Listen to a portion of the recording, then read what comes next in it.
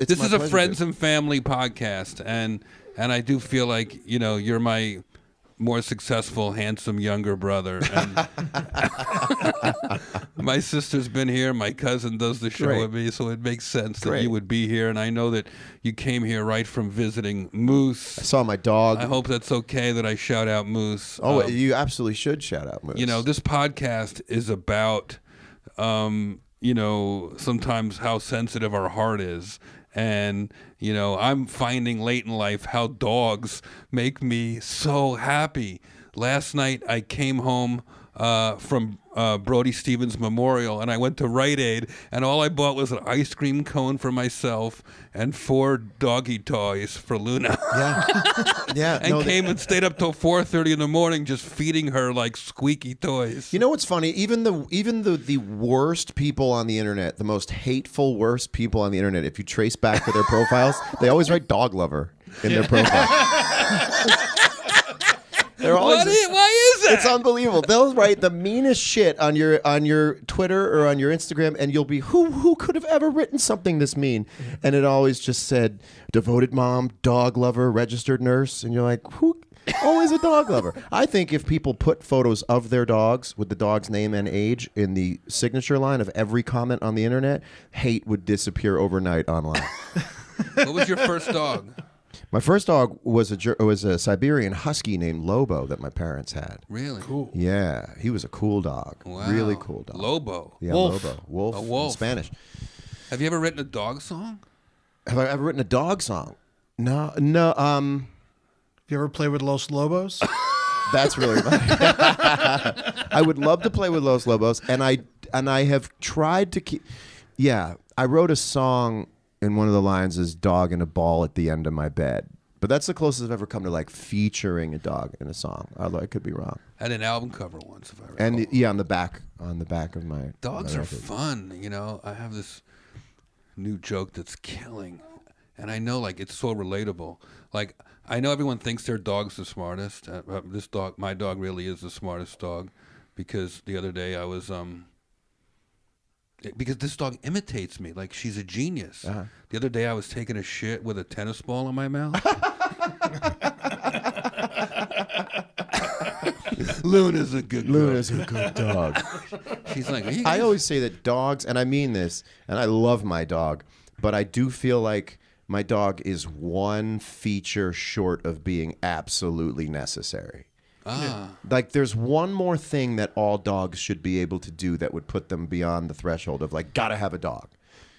Do you know what I mean? Like if a dog could let you know when you had a missed phone call. That's It'd all be they did so was great. bark. One more well, thing. They're one thing short. I have to tell you, you have to make a little bit of an effort to be like my dog. Dogs are unconditionally the greatest. Sometimes I look at my dog and I'm like, this is it, huh? You're fed, you've slept, you went outside, and you're still staring at me. And you go, how do I please the customer?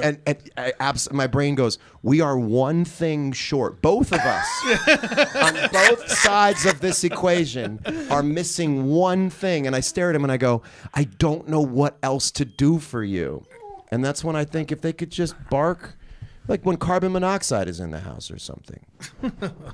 Oh, this is Luna talking. She's licking the microphone. Oh. Oh, I just love it. Good girl. She'll be dead in 3 years. Oh, God. Sometimes I just tell her the inevitable. Do you get sad in advance for the death of your dog? I do. I think about Ooh, it. sometimes I start thinking about what it would be like, and I would be on the floor. I once told Sarah Silverman that if her puppy passed away, that she could call me and I would come help her organize it. That's really nice to have someone set up. Well, what I would need is someone to go through my house before I got there and remove every last. Like, okay, I want a few things in there that I can, but like if I find a tennis ball somewhere, if I find one chew toy in the corner, I'm going to lose it. Someone should be able to go into your house and do a full sweep on anything that might spark a bunch That's of a sadness. real friend. Ed, Yeah. will you please do that for me? Absolutely. And then you can open the box and look in it when you're ready on a random day when it's when it's less tough. Yeah. You ever say something to your dog that you just have, there's just no way your dog can understand, like 10 more minutes? You ever say it to your dog? I talk to her all the time. Like she's like, I just remind her. I'm like, no, you don't go to human places. You have to stay here. I love looking at a dog and admonishing it as if it doesn't understand it. It's stupid for not knowing that you're saying things like, give me 10 minutes. The dog doesn't know 10 minutes. I know, but what do you think it is that they read? They read our the way Energy. we say it. I feel energy. I think we interpret it as very anthropomorphic, and they're just making all sorts of crazy noises all day. Say things like, "He knows I'm leaving." No, he doesn't. Although I guess when you see the suitcase sometimes, but I have a theory that here's something. So this dog has been a vegetarian its entire life, right? Now it meets me. It's 6 years old, and I hold roast beef over her head, and like she goes berserk. And the first time I did it, after she ate this slice of roast beef, it was just me and her late at night. Her eyes started watering, and she almost said words. Like she wanted to talk to me. to say what? What do you think she would have said? It was just like she just like did some crazy doggy. Was she telling you she loved it? You think she would have told you she loved it? I think she was just wanted to say like, either I love it, thank you, what is this? Can I have Right, some? It's right, like right. it reminded me of, and I know this is probably a terrible comparison, but maybe it works.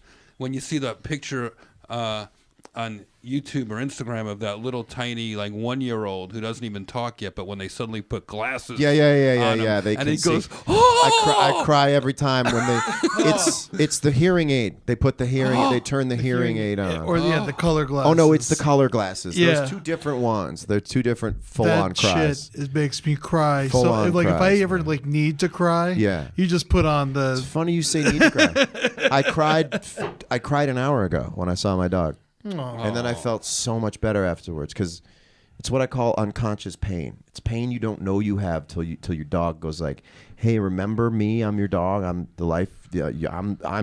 I'm the harbinger of like who you are when you're most happy. You're not very happy right now. The dog can look right at you and go like, "You're not happy right now, are you?" And you just lose it. And then I felt so much better afterwards. So much better.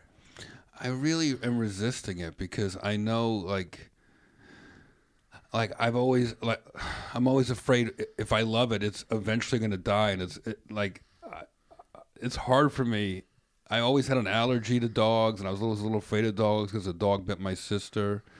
And I went to an allergist yesterday for the first time in my life, and I did confirm that I have a mild dog and cat allergy. But that didn't stop me from telling Luna to just jump in bed with me this morning. And there is something that happens I'd when rather you give feel into the bad than physically than emotionally. No, I know.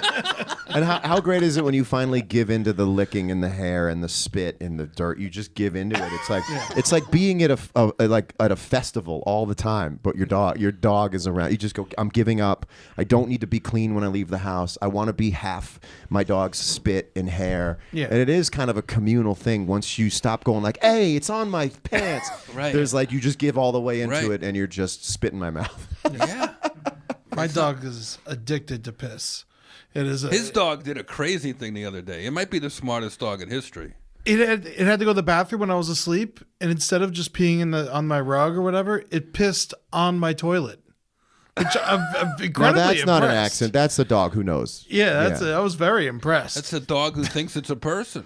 Yeah. My dog goes to use the bathroom last thing every night before we go to bed. He has a little doggy door, and I have these little vertical blinds, that I can like.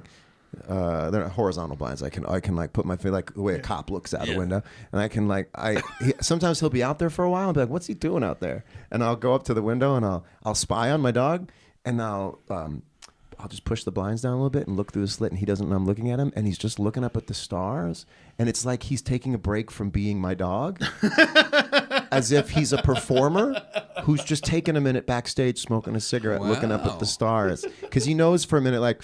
Don't have to be his dog right now. And he's just looking up at the stars. He's like a casino dealer on a break, staring at. And then he starts to walk back in, and I go, "Oh, I gotta look busy. Because I gotta give him his time." And then he walks back in. He's like, "I'm your dog. I'm your dog." And I'm like, "I watched you just looking up at the sky, having timeout thoughts." What do you think they have nightmares? You ever see like this dog will start barking and like running and stuff? Yeah. Mine does Yeah. that too. I would love to see a dog's nightmare. Like what? Oh man, it would definitely. You'd get it on VHS. Like whatever. I feel like no matter what the technology to record a dog's dreams are, you'd still ultimately the output would be VHS. You go, I have to buy a VHS player off of eBay now. I was like I do see the whole I have to admit it's a hard one because I had huge family fights about this. Like when my sister got a dog, when her sons were just old enough to really run around, they got a dog, and I took it as a personal affront that she didn't ever want me to visit. I go, okay, now I get it. You'd rather have that dog than me around. I just don't understand.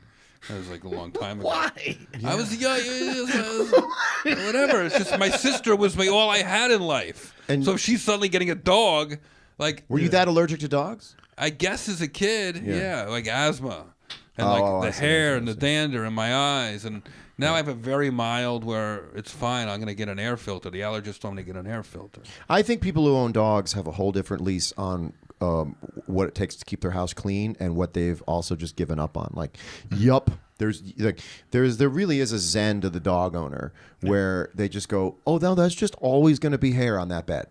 We're never getting it off. And people who don't have dogs start to turn a little OCD where they're like, oh, there can't be a single scratch on the dogs. Kind of keep you from going crazy over the OCD of keeping your house clean. Just like, this is the way it's going to be. Well, There's going to be a layer of hair everywhere I go. And I think I actually not trying to put the loose ends together, but I think that actually makes you kind of a little more zen and easygoing when you're like, well, the house is never going to be 100% Right. clean ever. Right. I bought a house that I'm sure a dog shit in at least 8 years ago, and I can still smell it every other day. Every once in a while you catch the previous owner dog smell. Absolutely. On a hot day, it starts to come up somewhere around the laundry room. I'm lucky enough to live in a new construction home No. Good for you. where there's only ghosts. So your home is not a rescue. You got your home from a breeder. Great.